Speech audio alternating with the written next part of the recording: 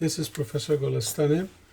In this video, I'd like to show you the process of measuring or first preparing a concentration cell. And in this cell, in one cell, I'm going to have my cells in this beaker. I'm going to have a copper-ammonia complex. And in the other cell, we're going to have just a straight copper ion solution that we prepared last time.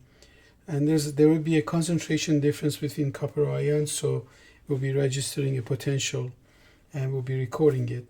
So let's go ahead and prepare the solutions. I'm going to take 10 milliliters of this solution, and I'm going to use a graduated cylinder for that. And so let's go ahead and take that. I'm going to rinse off my graduated cylinder a little bit. So this process is conditioning our cylinder, so there's no alteration of concentration because there was water here before I started. So one more time. Now we're going to fill this to 10 milliliters.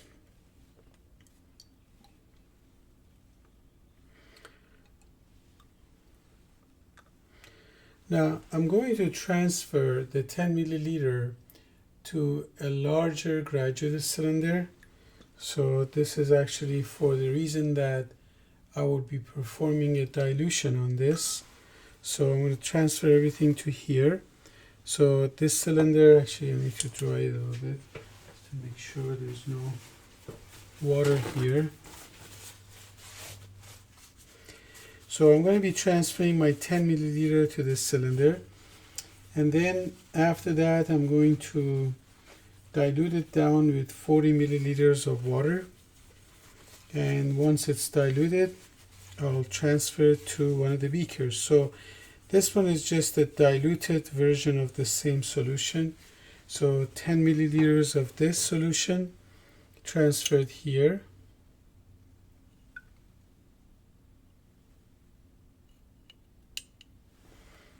Okay, and now I'm going to add water to this and dilute it to 40 milliliters.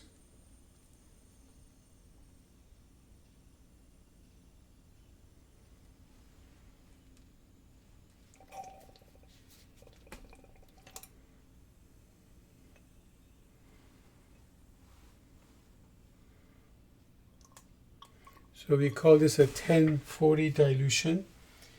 And so now I want to make sure that everything is mixed here. So I'm going to transfer it once, transfer it again, and now everything is perfectly mixed. So I'm done with this one solution. I'm going to set it aside. So this concentration, whatever we prepared, and we can measure that based on our electrolysis current that went through the solution and oxidized the copper, and we use one of these electrodes for that. So I took that original solution and performed a 10 to 40 dilution to it.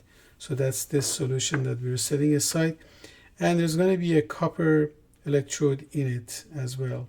So I'm just going to insert this electrode here, so this is ready to go. And now the other solution is the one that I'm going to turn into a complex ion of ammonia. So I already measured 10 milliliters. The instruction actually calls for 20 milliliters of 6 molar ammonia solution. So I've already measured that.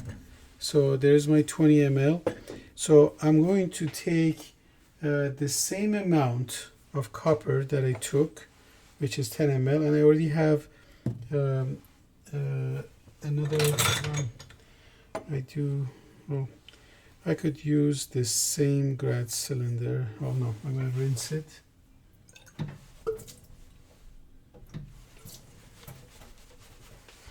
Okay, this is rinsed, ready to go. So now I'm going to take 10 ml of the same solution.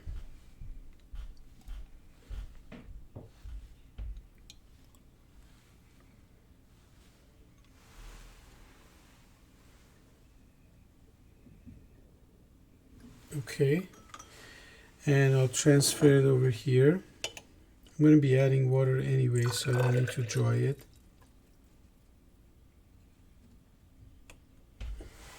All right, now I'm going to add my ammonia next. So 10 ml of the original solution, 20 milliliters of ammonia, that's 30, and then I'm going to dilute it to 40. So now notice what happens when you add the ammonia. So ammonia prepares a complex ion in here, so you should get like a dark blue color. There it is.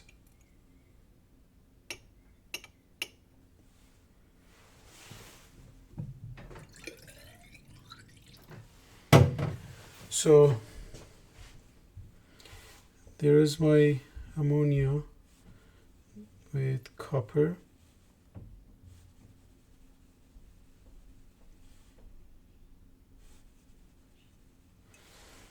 So I'm going to now add 10 more milliliters of water to it.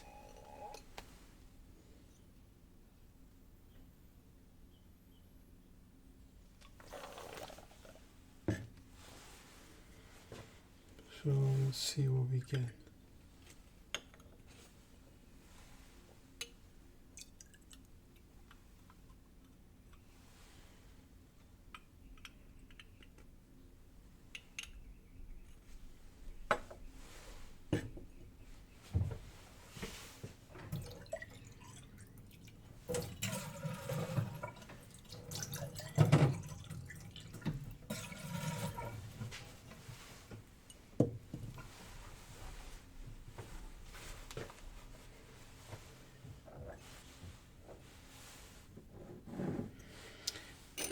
Okay, now let's measure the potential of the solution.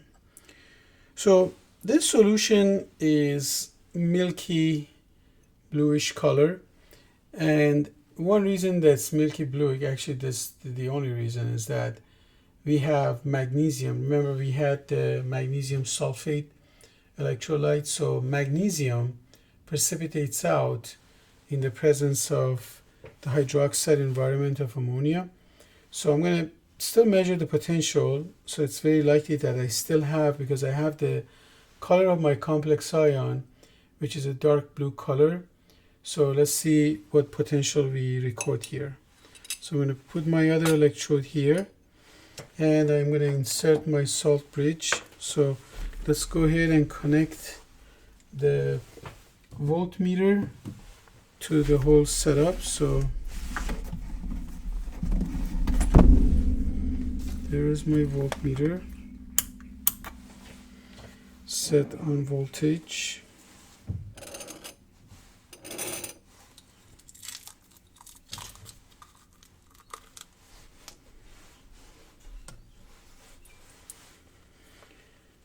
So let's go ahead and connect these. It's expected we don't get any voltage until we put our salt bridge in. So there is my potential there. So let's record that. I'm getting 0.460 volts. And this is the potential difference between the two solutions. And so we are dealing with a concentration cell. Now, I just noticed that the potential sign is negative here, so the correct polarity that would reflect what's going on in this system would be this way. So the less concentrated one gets the negative side of the probe, and the more concentrated gets the positive side of the probe. So that's how it works. So let's record this new value. Let's change it a little bit, not that much, 0.463 volt for this video.